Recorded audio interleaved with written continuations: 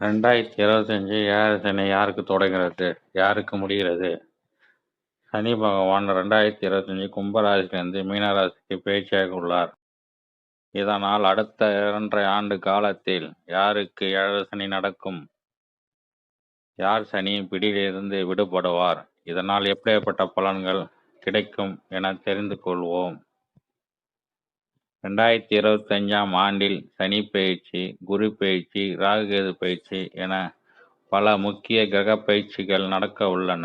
இதில் நீண்ட காலமாக ஒரு ராசியில் சஞ்சரிக்கக்கூடிய சனி பகவான் 2025ஆம் ஆண்டு மார்ச் மாதம் 29ஆம் தேதியில் கும்பத்திலிருந்து மீன ராசிக்கு பயிற்சியாக உள்ளார்.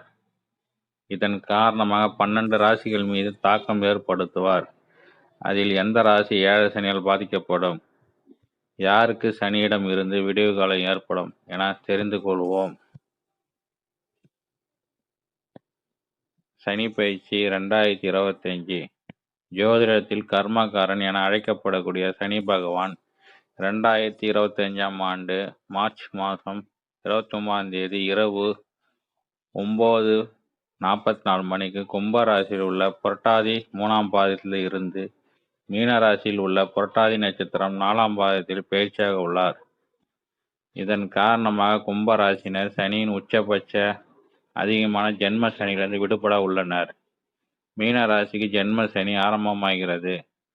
சனி பகவான் மீன ராசியில் சஞ்சரிக்கக்கூடிய காலத்தில் யாரெல்லாம் ஏழரை சனியால் பாதிக்கப்படுவார்கள், எந்த ராசி சனியின் கடுமையான பார்வையிலிருந்து விடுபடுவார்கள் என தெரிந்து கொள்வோம். ஏழரை சனி பாதிப்பு யாருக்கு? ஏழரை சனி பாதிப்பு யாருக்கு என்றால், மீனராசியில் சனி பகவான் சஞ்சரிப்பதால் ஜென்ம சனி மீனராசி, பாத சனி கும்பராசி, விரய சனி மேஷராசி. மேஷராசிக்கு புதிதாக ஏழரை சனி இந்த முறை தொடங்கிறது. அஷ்டம சனி சிம்ம ராசிக்கும் அஷ்டம சனி தொடங்கிறது. யாருக்கு சனி பாதிப்பு விலகுகிறது? ஏழரை சனி முடிவு மகர ராசியை சேர்ந்தவர்கள் ஏழரை சனியிலிருந்து விடுபட உள்ளனர்.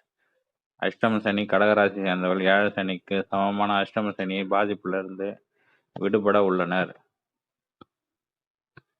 மீனராசி ஜென்ம சனி பாதிப்பு. மீனராசி சேர்ந்தவர்களுக்கு ஜென்ம சனி பாதிப்பு ஏற்பட உள்ளது. இதன் காரணமாக சமூகத்தில் கௌரவமான நிலையில் உள்ளவர் கூட தேவையற்ற விமர்சனத்தையும் மன துயரத்தையும் சந்திக்க நேரிடும். உடன் பிறந்தவர்களுடன் தேவையற்ற பகை, மன வருத்தம் ஏற்படும். பணியிடத்தில் சக ஊழியர்களுக்கு ஆதரவின்மை, மேலதிகாரிகளுடன் சாதகமற்ற சூழல் ஏற்படும். பணிகளை முடிப்பதில் தாமதம் என இருக்கும். தொழில் செய்பவர்கள் எதிர்பார்த்த விற்பனை லாபம் இல்லாமல் இருக்கும். தேவையற்ற வீண் பொருட்களை வாங்குவதில் விரைய செலவு செய்வார். விபரீதமான சிந்தனைகள் வந்து செல்லும். அதனால் உறவில் தேவையற்ற பிரிவினை ஏற்பட்டு கூட்டு தொழில் கருத்து வேறுபாடு ஏற்படலாம். தீய பழக்க வழக்கங்களில் இருந்து விலகி இருப்பது உடல் நலத்தை காப்பதும். சோம்பேறித்தனத்தை விடுத்து செயல்படுவது அவசியம். கும்பராசி பாத சனி. கும்பராசினர் ஜென்ம சனியிலிருந்து விடுபடுவது ஓரளவு மன நிம்மதி தரும். இருப்பினும் ஏழரை சனி கடைசி பகுதியான பாத சனி பலனை அனுபவிக்க உள்ளார். ஜென்ம சனியின் போன்று கடினமான காலமாக இருக்காவிட்டாலும் பாத சனி நடக்கூடிய காலத்தில் உங்கள் பொருள் பண இழப்பு ஏற்படும். பலருக்கு உடல் கோளாறுகள், நலக்கோளாறுகள், மனசோர்வு ஏற்படக்கூடிய காலமாக இருக்கும். பாத சனி காலத்தில் வாழ்க்கையில் ஒழுக்கமாக நடந்து கொள்ள வேண்டும். உங்களின் பாதக பலனை குறைத்து கொள்ள சனி பகவான் நெய் தீபம் ஏற்றி வழிபாடு செய்வதும், எல் சாதம் செய்து நைவேத்தியம் வைத்து வழிபாடு செய்வது நல்லது. பாத சனி காலத்தில் முடிந்த அளவு யாசகர்களுக்கு உணவு தானம் கொடுப்பது நல்லது. மேஷ ராசி விரய சனி. மேஷ ராசி 30 ஆண்டுகள் பிறகு ஏழரை சனி மீண்டும் தொடங்க உள்ளது. ராசிக்கு 12ஆம் வீடான விரயஸ்தானத்தில் சனி வருவதால் உங்கள் ராசி வாழ்க்கையில் பல சிக்கல் தடைகள் ஏற்பட வாய்ப்புள்ளது. எதிர்பார்க்காத செலவுகள், வீண் செலவுகள் ஏற்பட வாய்ப்புள்ளது. இந்த காலகட்டத்தில் உங்கள் வழக்கத்தை விட அதிகமான செலவு செய்வ சிக்கலில் மாட்டிக்கொள்ள வாய்ப்புள்ளது. அதே போல் புதிய தொழில் வியாபார விஷயத்தில் கவனம் தேவை. பேச்சில் கவனம் செலுத்துவது நல்லது. கடகராசி அஷ்டம சனி விலகல்.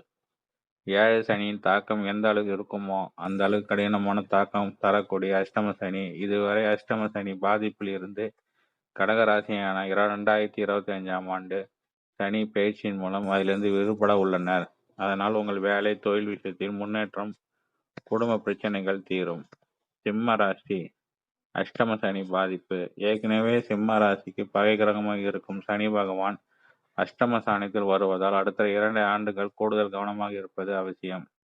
வேலையில் கண்ணும் கருத்துமாக செயல்படுவதும், குடும்ப உறவில் விட்டு கொடுத்து செல்வது நல்லது.